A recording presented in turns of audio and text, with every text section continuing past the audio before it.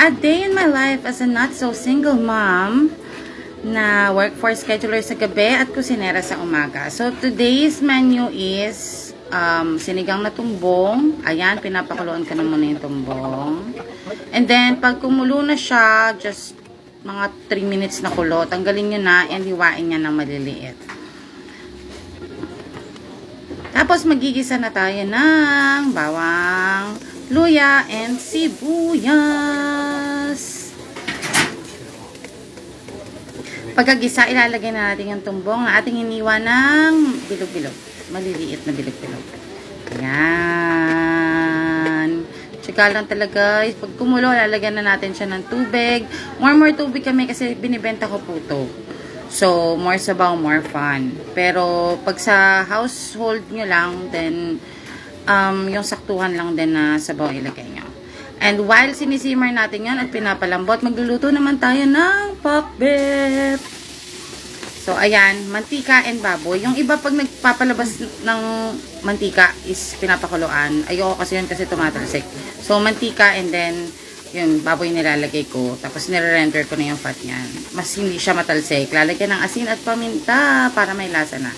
So, ayan, tsaga-tsaga lang ng halo-halo para even yung pagkakaluto ng ating boy ba. So, ayan, pag lumabas na ang lahat ng mantika ng baboy, ayan, brown na siya. Pasensya na yung ingay nga dito sa bahay Lalagay na natin yung ating bawang and then the sibuyas. Ayan, gigisahin lang yung bawang at sibuyas. Alam niyo na yan kung paano mag-isa, right? Tapos,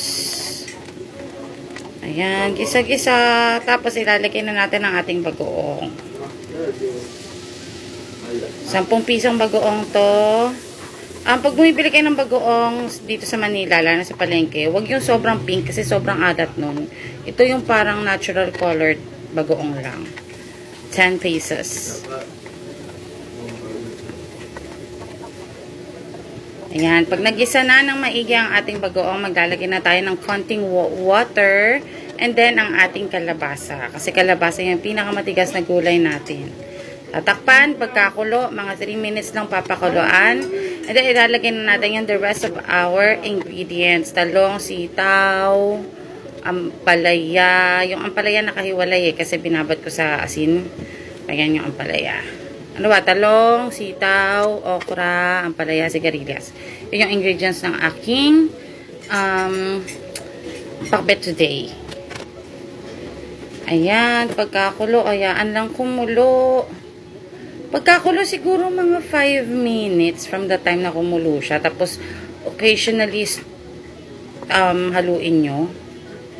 Tikman, syempre, para alam na natin yung lasa. Kung magdadagdag ba tayo asin, paminta, ayan, nagdagdag ako.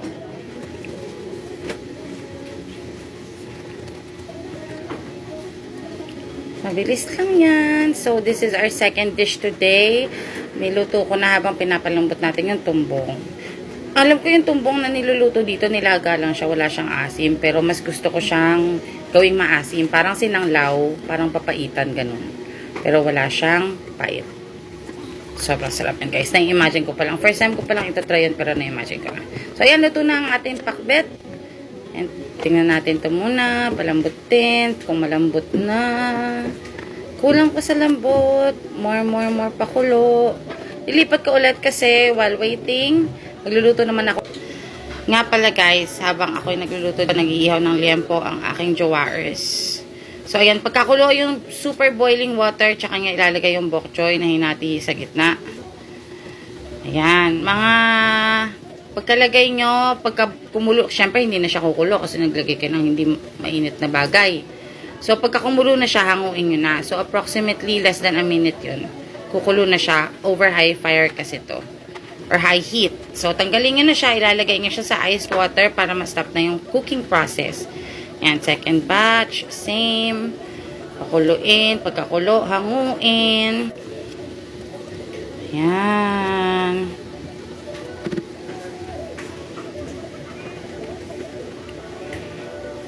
Na-miss ko nga palang mag-video-video. Medyo na, ngayon lang ako nagka-time ulit. So, ayan. Tagal, kumulo ka na. Ayan, kumukulo na. So, hahanguin na natin to. Lalagay sa iced water.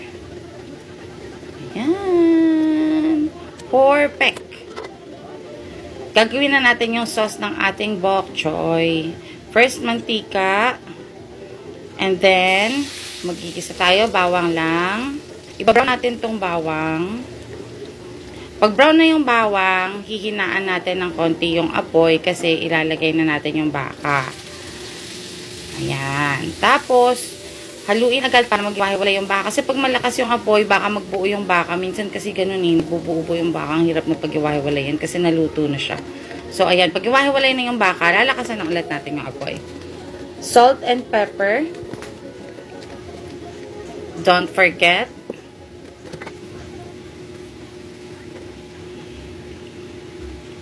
Tapos, pagluto na ang ating baka, ay maglalagay na tayo ng water.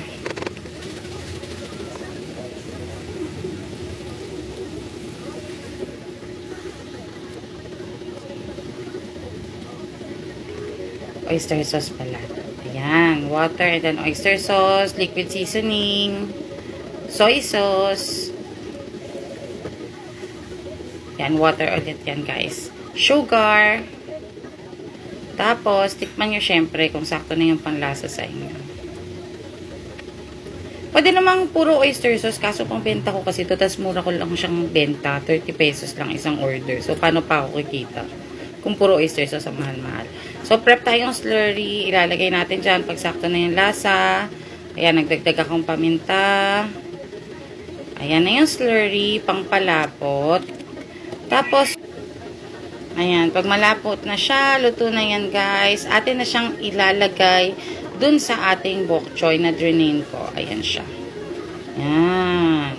Layer-layer para even yung pagkakadistribute ng sauce natin and neat. Durr. Bali, dalawang bok choy na half. Para isang buong bok choy. 30 pesos yung benta ko. Diba? Magkano yan sa Chinese restaurant? Mura lang kasi bok choy ngayon. 80 pesos lang bili ko.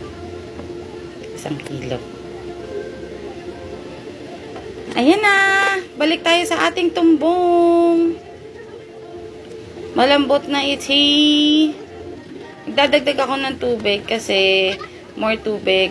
Ayan, tinimplahan ko. Kailangan talaga masabaw dito guys kasi kung bumibili sila, gusto nila maraming sabaw. More higop. Tapos maulan pa ngayon. So, sinigang mix. Ayan. Dalawang balot ng regular size. Merong malaking size yan eh. Kaso yan yung stock ko ngayon. So, okay na yan. Pagkakulo, ang ginagawa ko is hinahango ko lahat ng laman kasi yung laman lang i-display ko. Tapos, yung sabaw, nandyan lang siya para palagi siyang mainit. So, pag may bibili na, isi-serve ko, susukatin ko yung laman. Tapos, lalagyan ko ng sabaw right after. Ayan.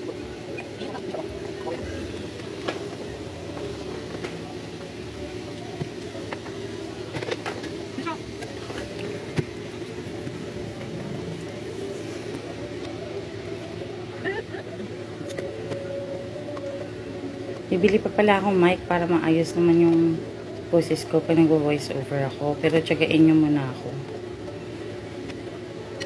So, ayan. After 10 years, natanggal ko na lahat ng tumbong.